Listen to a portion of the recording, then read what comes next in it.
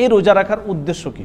মদিনাতে যখন আল্লাহ রাসূল সাল্লাল্লাহু আলাইহি ওয়াসাল্লাম তিনি হিজরত করে চলে এলেন, এই হাদিস থেকে স্পষ্টত বোঝা যাবে, যখন মদিনাতে তিনি চলে এলেন তখন মদিনায় যারা ইহুদি নাসারা ছিল তারাও এই 10ই মুহররম রোজা রাখতো এবং সম্মান দিত। তো তাদেরকে জিজ্ঞাসা করা হলো, কি কারণে তোমরা এই দিনকে সম্মান দাও? তখন তারা বলল যে এই দিনটি একটি মহান দিন।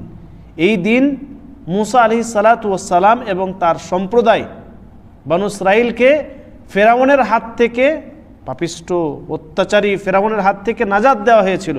তো 10ই মুহররম মূসা আলাইহিস সালাতু ওয়াস সালাম তিনি আল্লাহ তাআলার শুকরিয়া আদায় করেছেন, শুকরিয়া আদায় করে রোজা রেখেছেন, তাই আমরা রোজা রাখি। তখন আল্লাহ রাসূল সাল্লাল্লাহু আলাইহি ওয়াসাল্লাম তিনি বললেন যে মূসা আলাইহিস সালাতু ওয়াস সালামের আদর্শের হকদার আমরা বেশি দাবিদার।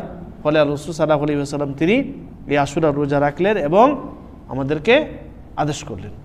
তাহলে বোঝা গেল যেই মুহররম মাসের রোজা, আশুরার রোজা রাখার উদ্দেশ্য হচ্ছে মূসা আলাইহিস সালাতু ওয়াস সালাম তিনি ফেরাউনের হাত থেকে নাজাত পেয়েছিলেন, সেজন্য মূসা আলাইহিস সালাতু ওয়াস সালাম আল্লাহ তাআলার শুকরিয়া আদায় করে রোজা রেখেছিলেন।